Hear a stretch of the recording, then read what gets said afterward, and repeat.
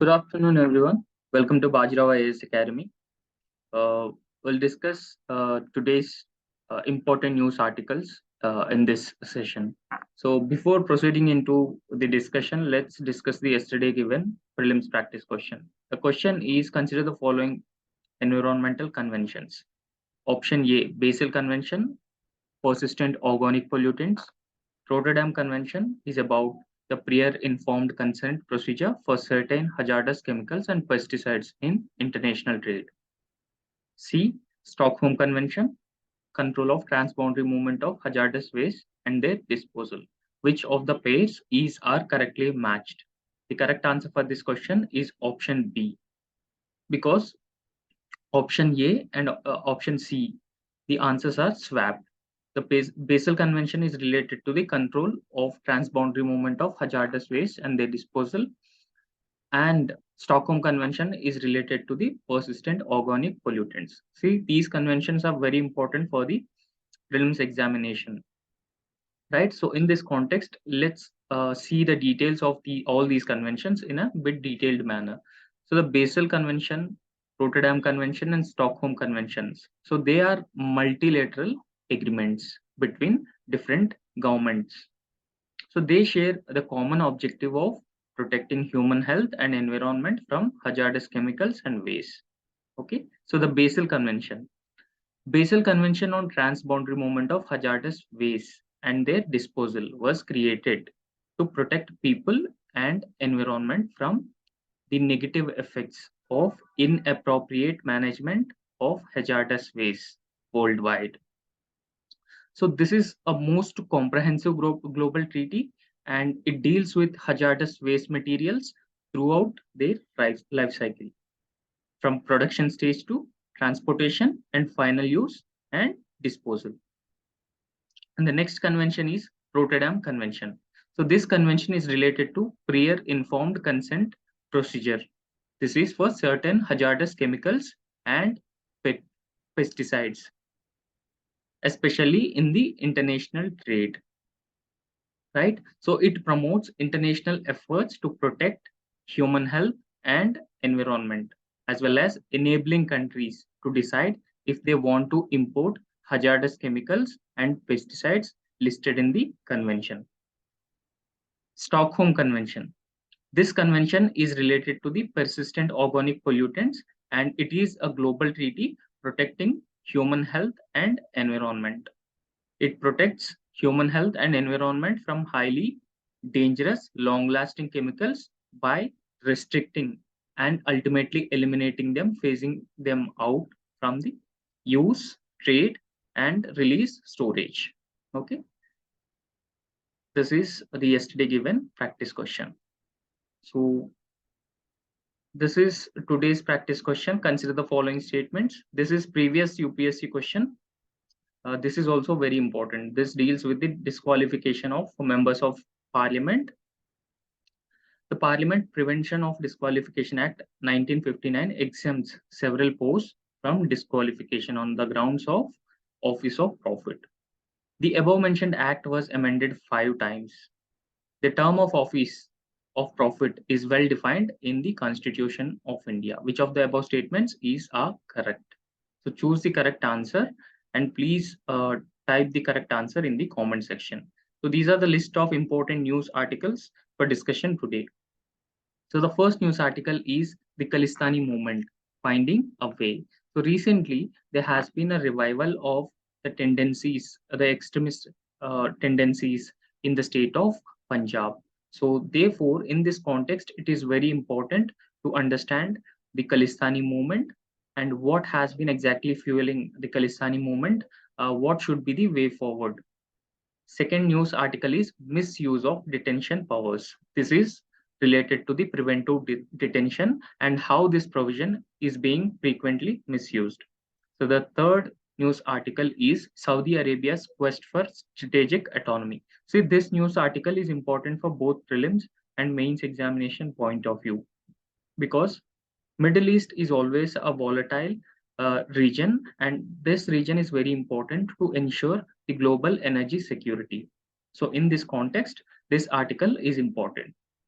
So the fourth news article is government unveils quality control orders for technical textiles. Technical textiles are an important concept.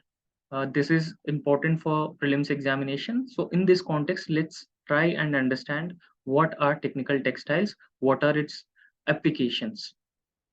The last news article is data protection bill in monsoon session.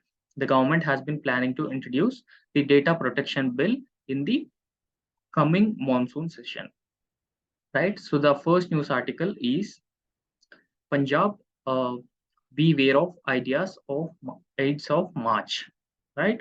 So this is related to the recent Khalistani movement revival and the tendency is to radicalize youth and create the law and order situation, law and order problems in the state of Punjab. So, in this context, let's try and understand what is this problem actually is.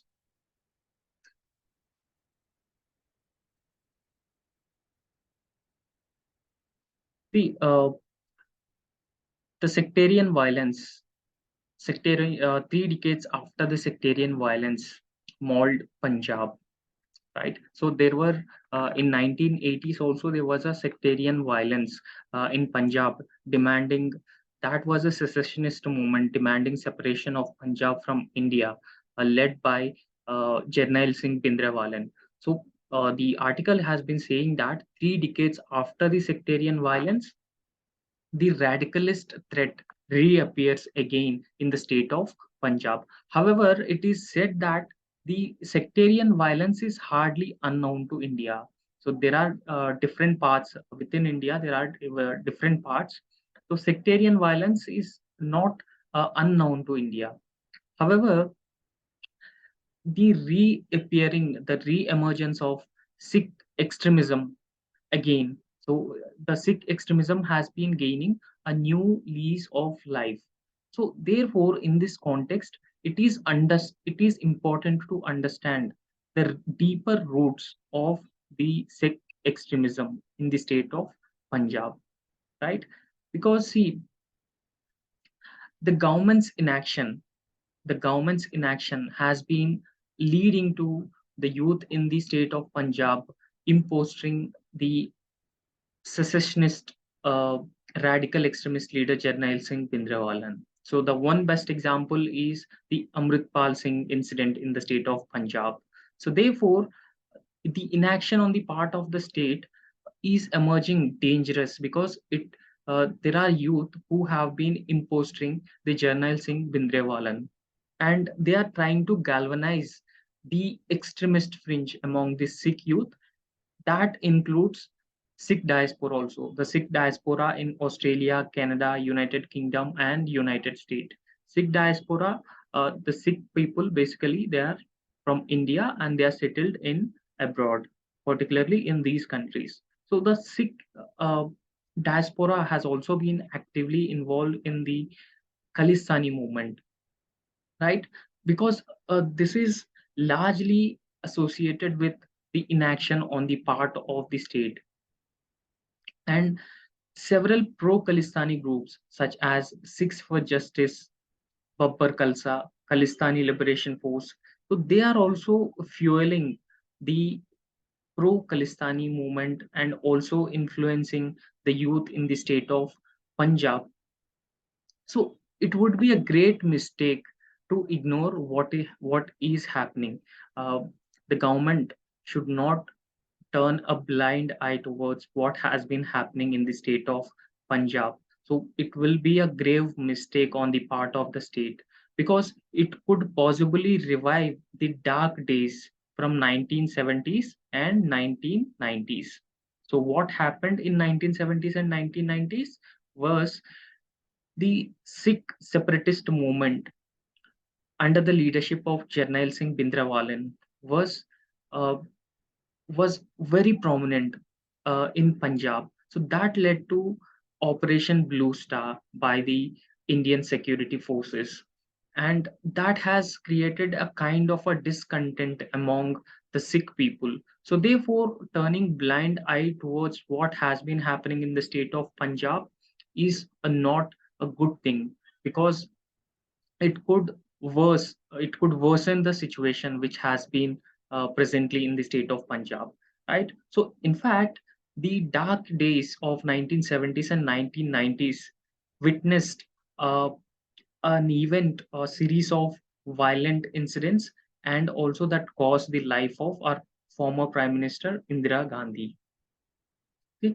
However, the real cause of concern for the current security dispensation, uh, you know, the real cause of concern is that the current security dispensation, it seems like uh, it has not yet learned the right lessons from the past mistakes, because uh, the other has been saying that the General Singh Bindranwale incident would have been prevented if the state had taken early measures.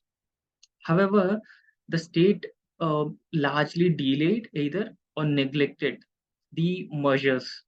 So therefore, that had been led to the a series of violences and intensifying the secessionist movement, and that subsequently lead to the Operation Blue Star in the state of Punjab, and that also lead to damage to Akal Tak, right? This has been saying that if state had taken more proactive steps, the Operation Blue Star could be prevented, and the damage done to the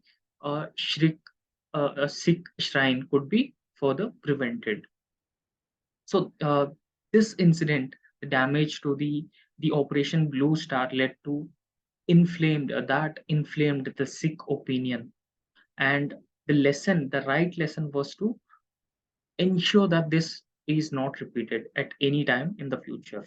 So, in order to not repeat this, the government should not turn a blind eye. The government should not delay the measures to take a right and appropriate action on such tendencies.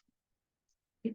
Now, there has been a growing insecurity among the different classes within Punjab. So, what are the reasons for that? There has been a growing insecurity among the Sikh youth, and discontent has been prevailing among the Sikh community, the Sikh peasantry especially, because Punjab it is traditionally known for, uh, peasantry, rich peasantry, and cultivation of wheat and rice. So therefore, they are primarily dependent on agriculture, right?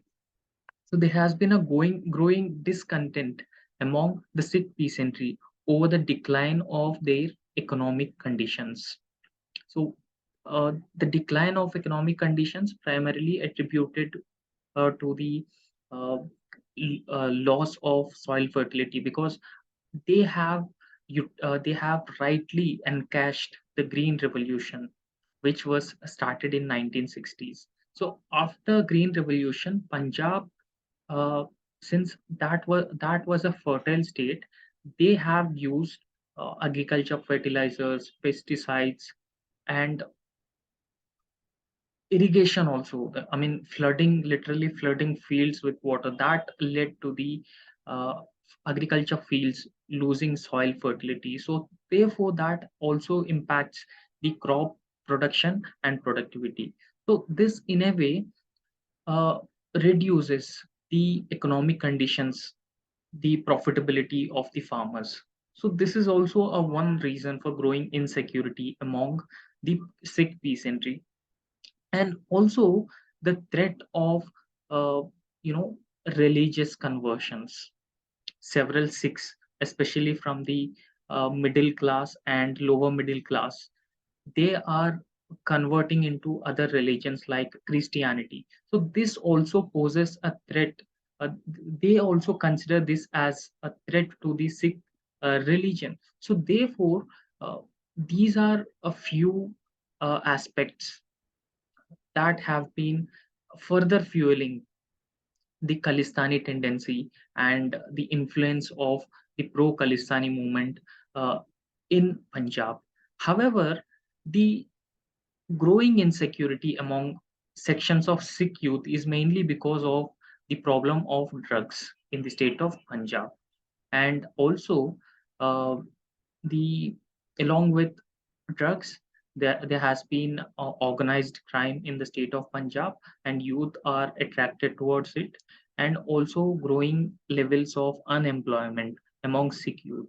So all these factors have been leading to growing levels of insecurity among the Sikh youth. So these are some of the primary reasons which drive the growing insecurity and support to the Khalistani movement. However, what could be the role of the intelligence agencies? Recently, Amrit Pal Singh, he was a pro-Khalistani radical leader, a self-styled pro-Khalistani leader. So he, you know, uh, with the guns and other weapons, attacked a well-protected police station, Ajnala police station, recently. So this police station was a few kilometers from the border of Pakistan.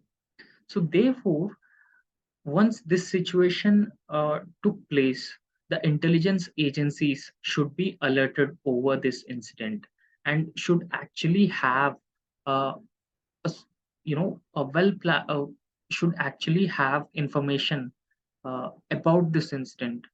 So in fact, Amritpal Singh's anointment as a head of Varis Punjab Day. This was an organization in the state of Punjab. So this organization preaches the separation of Punjab from India. So in fact, this Amritpal Singh was head of Varis Punjab Day, and that was also highly publicized event. And in fact, the intelligence agencies turning blind eye towards both these incidents, the attack on the police station and also the anointment of Amritpal Singh as head of Varis Punjab Day, led to further um, escalation of these incidents. So therefore, the intelligence agencies should be actually prepared and should actually have key information and inputs what actually happening on the ground. So So if they have information about these incidents, that information could be effectively used for future considerations. And also, uh, this information could be shared with other friendly intelligence agencies. For example, there have been simultaneously Khalistani movements, pro-Khalistani movements in Canada, USA, UK.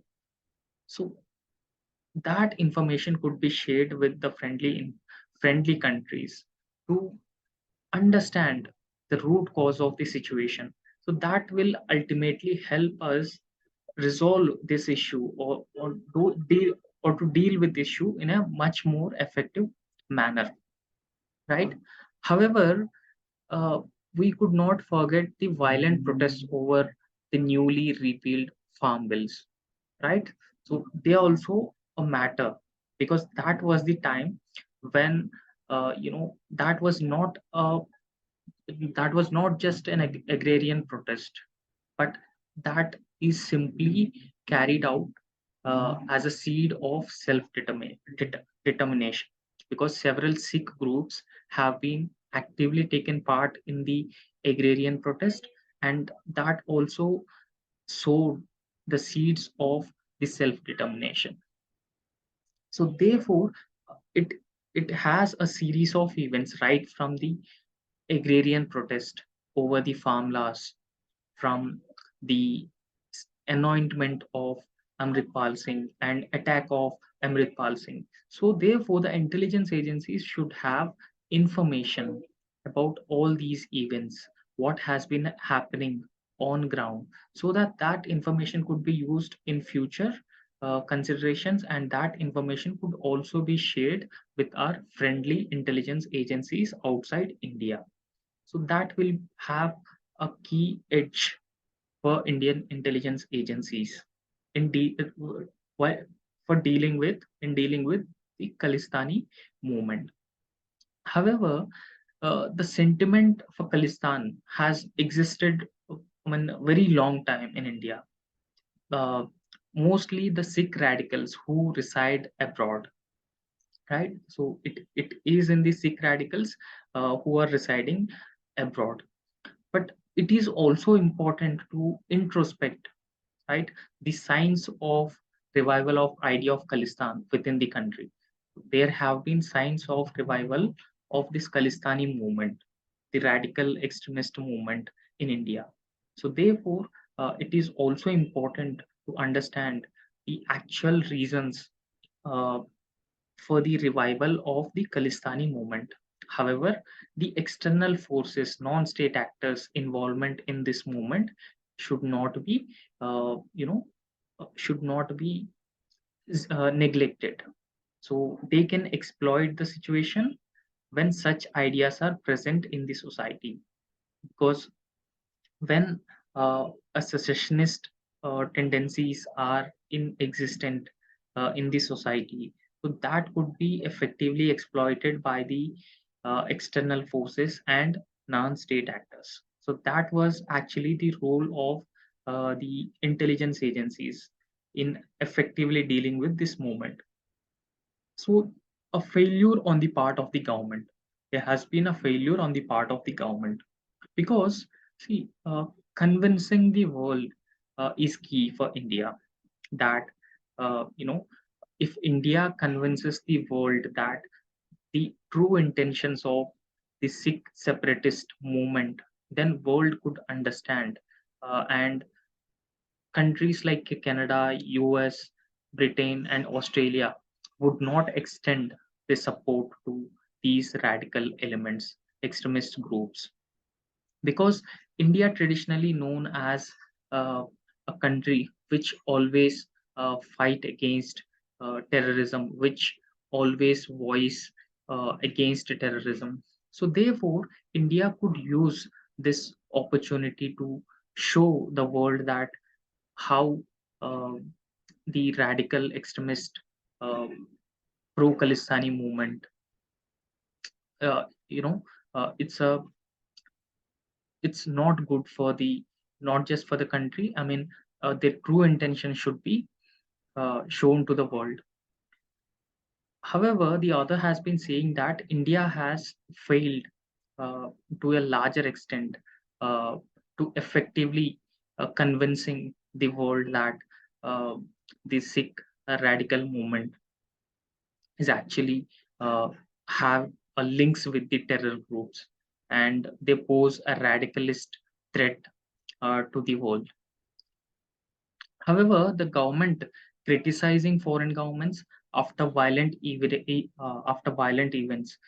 In fact, the pro-Khalistani separatists have attacked Indian embassy in UK. However, the government have criticized the violent events and even foreign governments also.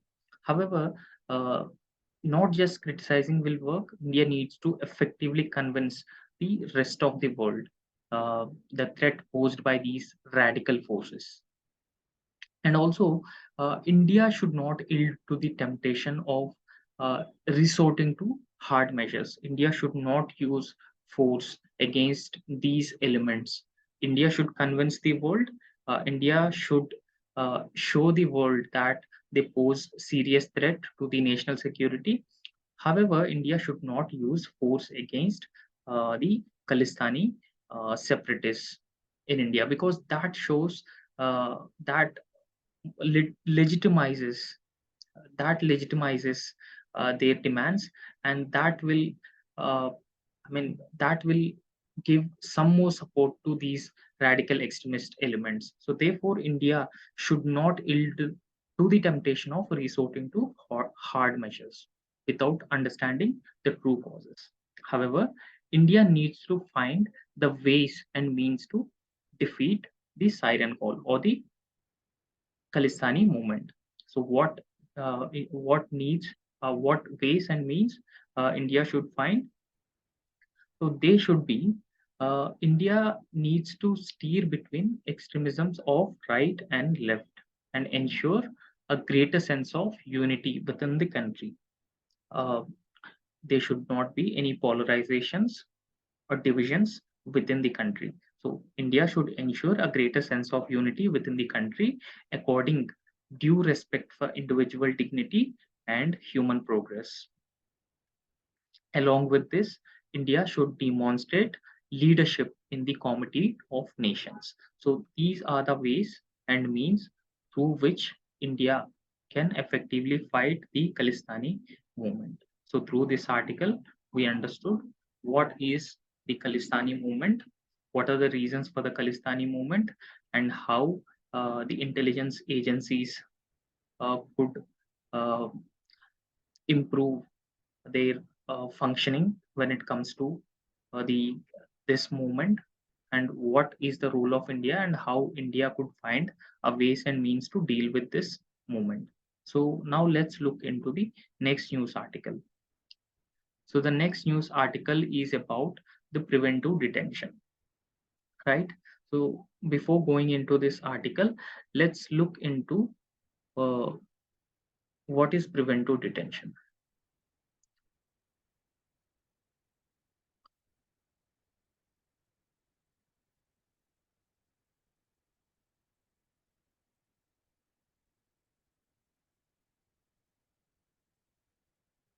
Right? Uh, See, preventive detention is an action taken on grounds of suspicion that some wrong actions may be done by a person concerned. However, a preventive detention can be made only on four grounds. The grounds are security of the state, maintenance of the public order, maintenance of supplies and essential services, defense, and foreign affairs. These are the four grounds based on which the preventive detention can be made. So, preventive detention allows the security agencies to arrest a particular person without a warrant. So therefore, recently Supreme Court have made some interesting comments on preventive detention, how it is being misused by the governments to curb the it also amounts to curbing the essential fundamental rights of the people. So the Supreme Court's observation on preventive detention laws, because the preventive detention is a colonial legacy and it also confers arbitrary powers on the executive, and it also poses a perennial threat to the personal liberty. And such law, in fact, so for several uh, decades, Supreme Court and High Courts have been denouncing the executive's well-documented failure to adhere to the procedural safeguards provided under the law. Executive has not been able to adhere to the procedural safeguards being provided while dealing with the rights of detainees. A person, even after detaining, have a certain rights. However, states have constantly failed to adhere to the procedural safeguards regarding rights of detainees. However, the detention orders were routinely set aside. Once a detention has been made, the detention may be challenged by the detainee in a court. So, when that detaining orders were challenged, the detention was routinely set aside by the courts. However, the real relief that a detainee gain is quite insubstantial. The reason is the detention orders are set aside by the court after the detention has been made. I mean, there has been a significant delay. Uh, the detention orders comes several months after they are detained. So therefore, detainees' gain is insubstantial. And in several cases, including the recent Supreme Court, um, has made remarks that the expiry of the full detention period is over. Only then the detention is or the detention orders are set aside by the courts. However, uh, the courts have been continued to raise concerns over the misuse of preventive detention by the courts. Most detentions are ultimately set aside because there has been an unexplained delay in the disposal of representations that the detainees submit against their detention. And secondly, failure to provide proper grounds for detention. The authorities have not been able to provide proper grounds for the detention. And the third instance is the invocation of preventive detention laws for trivial reasons, not just for the four grounds which were earlier mentioned, but also other grounds also the preventive detention arrests were made. There was an example given. A man who sold a substandard chili seeds was detained as a gunda. So this unfortunate facet, uh, most of the detentions have been taking place in Tamil Nadu, right? In fact, a substandard chili selling uh, seeds selling man is also detained under the Preventive Detention Act. So this has been amounts to misuse of the preventive detention provision. Across the country, there has been a tendency to detain suspects for at least a year or prevent them from obtaining a bail. However, this has been leading to the widespread misuse. One thing to understand is preventive detention is allowed by the Constitution, but it does not relieve the government that the norm that the curbing crime needs efficient policing and speedy trials, not unfettered power and discretion. This has been provided by the Constitution. However, the police should be the policing should be more efficient and trial should be speedier rather than using the unfettered power under the Preventive Detention Act and police forces using their discretion to detain a person. So that amounts to the violation of the fundamental rights or the liberty guaranteed by the Constitution to citizens. So, in this context, let's also look at the landmark judgments of India with regard to the preventive detention. So A.K. Gopalan versus State of Madras case is very important. So this case, A.K. Gopalan versus State of Madras case is related to the preventive detention. So A.K. Gopalan was a communist leader and he was detained in Madras jail. So he was in detention since 1947. So he challenged the legality of the Preventive Detention Act 1950, under which his detention was further extended under the Preventive Detention Act. This act is against the provisions of Article 13, laws inconsistent with or derogatory to the fundamental rights are unconstitutional. And Article 19, right to freedom of speech and expression. Article 21, right to life and personal liberty. Article 22, protection against arrest and detention in certain cases.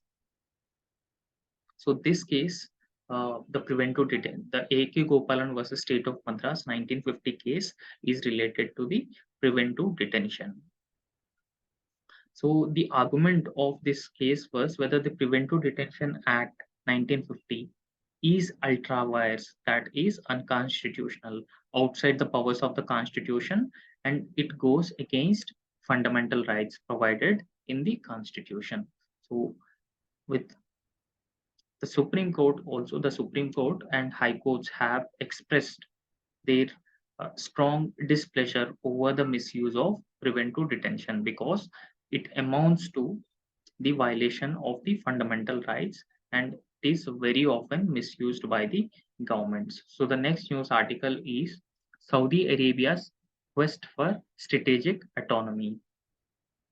So we all know recently uh, both the Saudi Arabia and Iran have normalized their relations mediated by China. So therefore, In this context, it is important to understand uh, how Saudi has been normalizing ties with its rivals in the region, how Saudi Arabia has been focusing more on strategic autonomy. Earlier, its policies are more or less dependent. Their policies are not independent. Uh, it has been heavily relied on USA. Now it has been trying to play a balancing role in the region, and that would have a significant implications in the in the Middle East. So therefore, uh, first look at the location of Saudi Arabia in the Middle East. Saudi Arabia shares its borders with Iraq, Kuwait, uh, this is Qatar, Bahrain, and UAE, Oman, Yemen. This is Red Sea. Okay, this is Red Sea and Iran. Traditionally, both Iran and Saudi Arabia are rivals, both having enmity. So they do not have good relationship. However, recently both these countries have come forward to normalize the relation. So therefore, in this context, how the improving ties between Iran and Saudi Arabia will have implications in the Middle East region. The Middle East is very important. The stability of the Middle East is significant because of uh, the energy security for the world. The significant uh, amount of oil is produced in these countries, right? So, in this context, let's understand what this article says.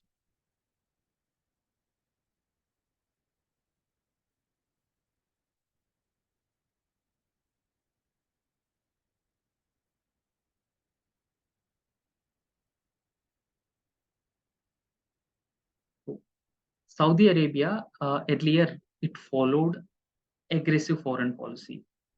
In recent years, it had followed an aggressive foreign policy, and now it has been seeking to expand its influence in the West Asian region and also try to roll back that of Iran. So Iran had a lot of influence in the region. So therefore, it has been trying to roll back the influence of Iran and also trying to expand its influence in the West Asia. Iran and Saudi Arabia traditionally rivals. They have a bitter rivalry. And Saudi Arabia has been planning to reach out its old rivals. Reaching out its own rivals means trying to improve its relationship with old rivals and holding talks with new enemies.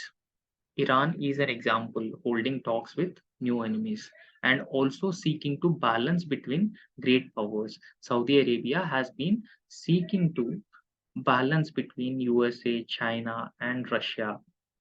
They are a great powers in the region. So therefore, Saudi Arabia has been seeking to balance between these powers and also focusing on transformation of its domestic economy. And they are trying to make their foreign policy more autonomous. And they wanted to build the regional stability through diplomacy, and that could have a serious implications for West Asia as a whole. Now, how the Saudi Arabia's foreign policy has been changing in the recent past. The main driver of Saudi Arabia's foreign policy is the kingdom's hostility and rivalry towards Iran.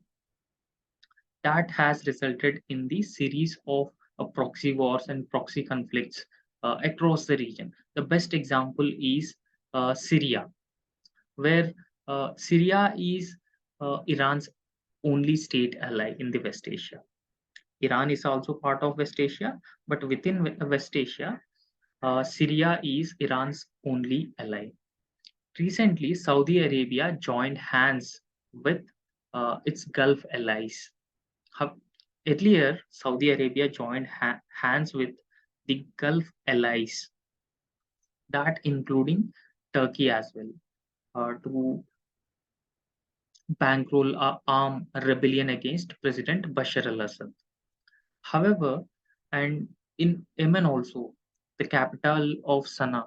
So these are proxy wars in Syria and Yemen also. So they are more of proxy wars. The Iran-backed Shia Houthi rebels have captured Sana'a, that is a capital of Yemen, in the year 2014. And Shia Houthi rebels have been attacking the Saudi Arabia, and they have been enjoying the support of Iran. So therefore, this has been led to a series of proxy wars, both from the Syrian side and also from the Houthi rebels in Yemen. However, uh, in fact, Saudi Arabia also severed its ties with Qatar, and one of the demands of and it also imposed a blockade on its smallest neighbor. We have seen the location of Saudi Arabia and where Qatar has been located. In the year 2017, Saudi Arabia blocked Qatar, and one of the demands to lift the blockade is to cut its ties with Iran. However, last month, Saudi Arabia announced a deal with uh, Iran, and that was mediated by China to normalize diplomatic ties with Iran. And Russia also mediating talks between Syria and Saudi Arabia. So, therefore, earlier, a better relationship between Saudi Arabia and Iran, Saudi Arabia and Syria. However, now both China and Russia have been mediating to improve the ties between these countries.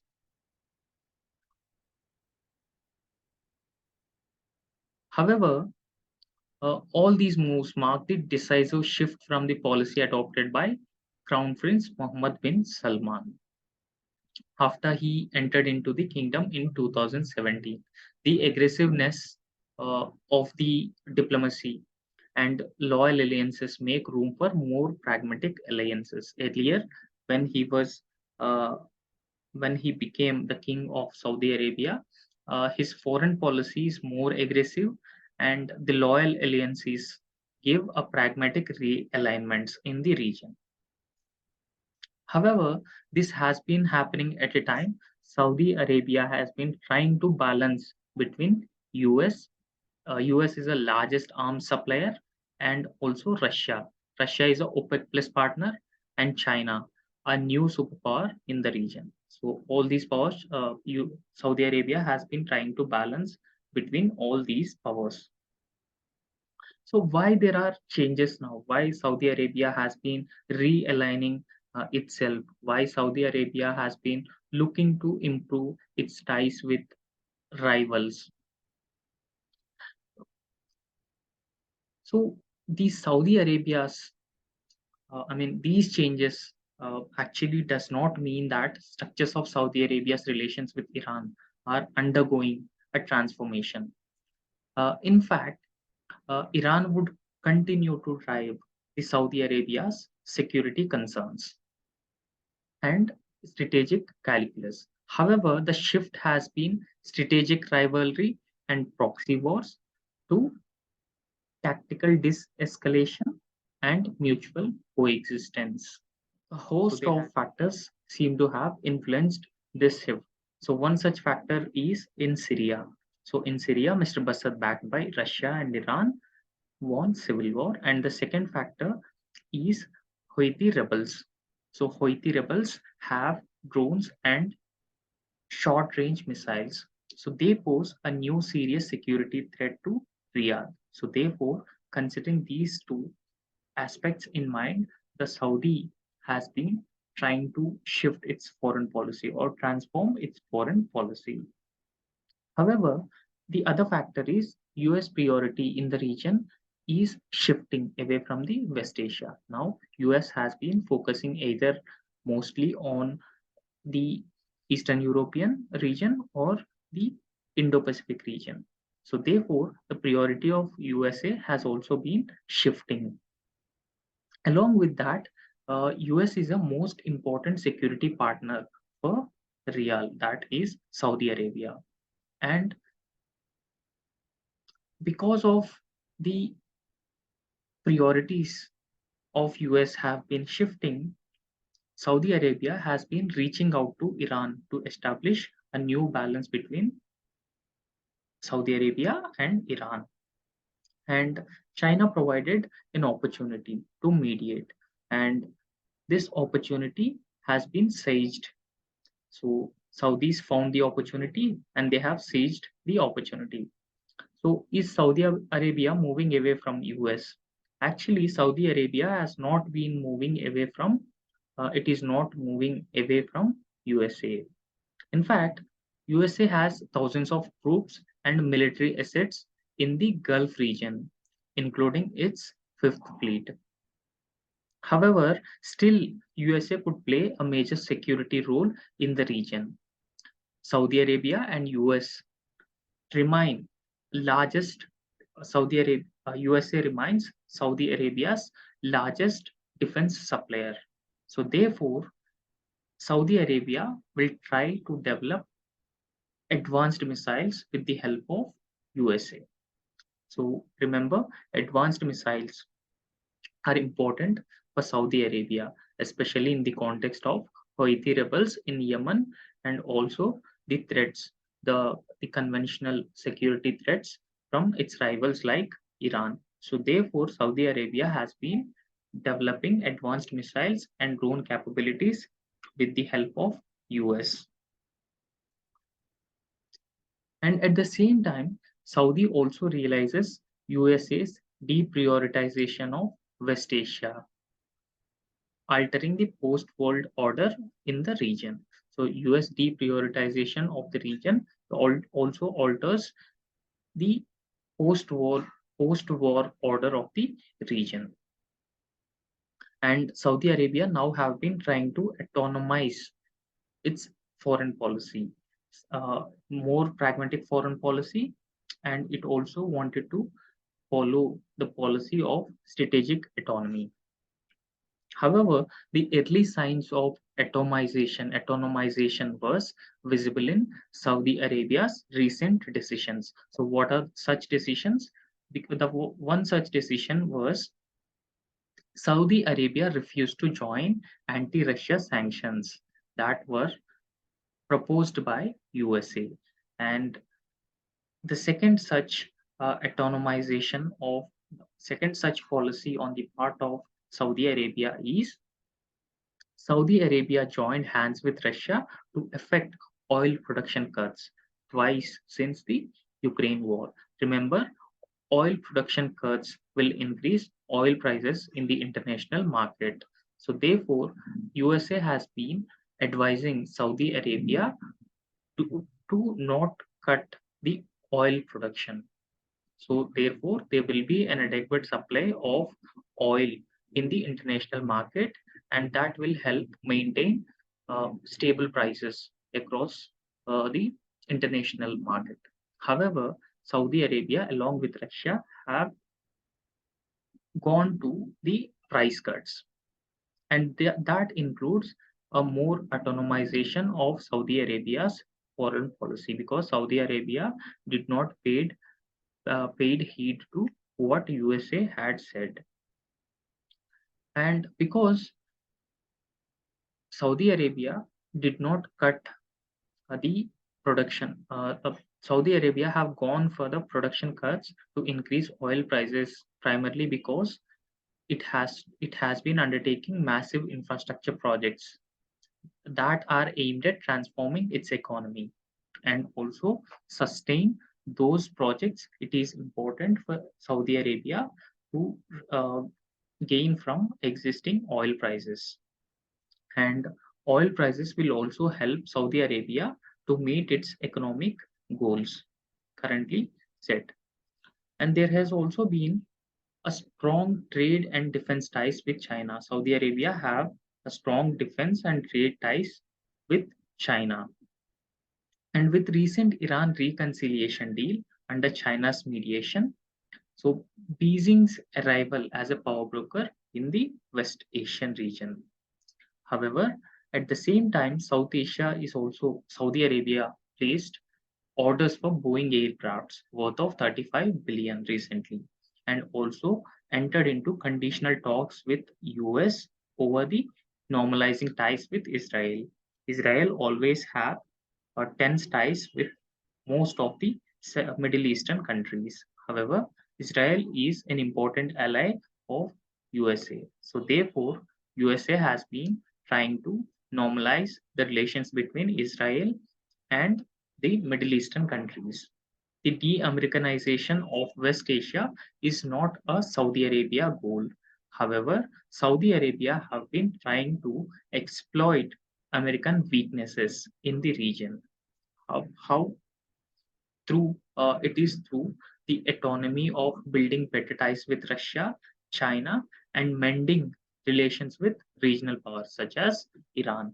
So, and also Saudi Arabia don't want to completely lose USA and its relations. Uh, Saudi Arabia also wanted to improve its relations with USA and other powers as well. However, the post-war West Asia, US had been uh, part of almost all major realignments. There have been a different realignments in the region, either through force or talks, right from the Suez War up to the Abraham Accords. But now, when China and Russia have been successfully mediating talks between Iran and Saudi Arabia and Syria and Saudi Arabia. So therefore, it is building its own autonomy, and US, despite its huge military presence in the region, is reduced to a spectator in the region. So therefore, other powers like USA and China have entered into the Middle East, and they also have been mediating between rivals, trying to improve the relations. In this, despite having a huge military presence in the region, USA is just a mute spectator. It is being as a is just limited as a mute spectator. Okay, so this is all about the Saudi Arabia and its policy realignments and how it has been trying to improve its relationship with different uh, rivals within the region and what are its priorities. So the priorities of Saudi Arabia include it wanted to balance its ties with all the powers, China, Russia, and USA. It wanted to take the help of USA in improving its defense capabilities. That that is developing new drones or missiles. So that will help it tackle the regional threats emanating from Houthi rebels and Iran as well. It also focusing on rapid transformation of its economy. Okay, so the next news article is a data protection bill in monsoon session. The government has been planning to introduce a data protection bill. So in this context, let's look into uh, uh, the definition of data protection bill. So what exactly is the data protection bill?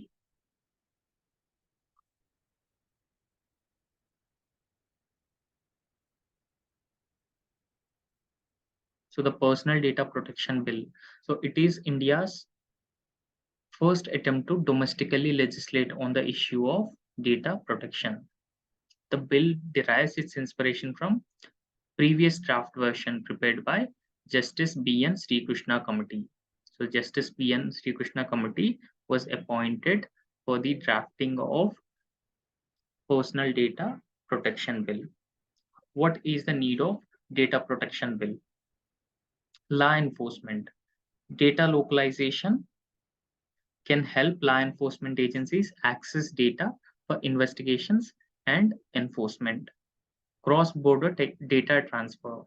So data through individual bilateral mutual legal assistance treaties is a cumbersome process. Cybersecurity. Many WhatsApp accounts were hacked by an Israeli software called Pegasus. Curbing fake news.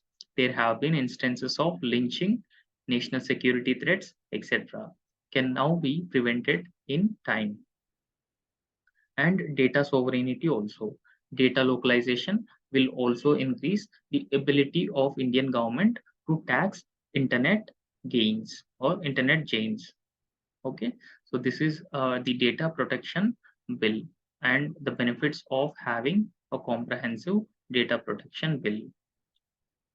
So therefore, what the government has been saying is the union government informed the uh, the Supreme Court that the union government informed Supreme Court that on Tuesday, a digital personal data protection bill 2022 to enforce individual privacy in online space will be ready. So the bill will be tabled in the monsoon session of Parliament in July. So the bill will be tabled in the monsoon session of Parliament in July. See, once the bill have to become an act, the bill have to be passed by both the houses of the Parliament, and it should be presented to the President for his or her assent, right? So therefore, the government is planning to introduce the Digital Personal Data Protection Bill 2022. It is to enforce individual privacy in online space, right? And if the bill is passed by Parliament, it will replace the current information technology, reasonable security practices, and procedures, and sensitive personal data information rules. So this act will replace these rules. However, the Supreme Court has recognized privacy as a fundamental right in the year 2017. This was a famous judgment, the Puttaswamy judgment known as. And this judgment has highlighted the need to protect online personal data from prying eyes. Okay, so privacy is an important fundamental right, and therefore there has been a need to ensure privacy, individual privacy. What is the purpose of the bill? The purpose of the bill is to provide processing of digital personal data in a manner that recognizes both the rights of individuals to protect their personal data and need to process personal data for lawful processes. Data under new bill is defined as representation of information, facts, concepts, opinions, or instructions in a manner suitable for communication, interpretation, processing by humans or by automated means. So this is the definition of the data given in the Personal Data Protection Bill, which is going to be introduced by in the Parliament. However, along with the definition of data, there are several other definitions also. So one such definition is data fiduciary. Data fiduciary is a person who determines the purpose and means of processing personal data. The data fiduciary is being appointed by the government, and he determines the purpose and means of processing personal data. The other definition is data principal. Data principal is an individual to whom the personal data is related to, a particular person to whom this personal data is related. And data processor. Data processor is a person processes personal data on behalf of the data fiduciary. So these three definitions just are important. Remember these three definitions along with the definition of data. Okay, this is all about the Personal Data Protection Bill. And the next news article is about geotextiles. Government unveils the quality control orders for geotextiles or technical textiles, right? So in this context, first understand what are technical textiles. So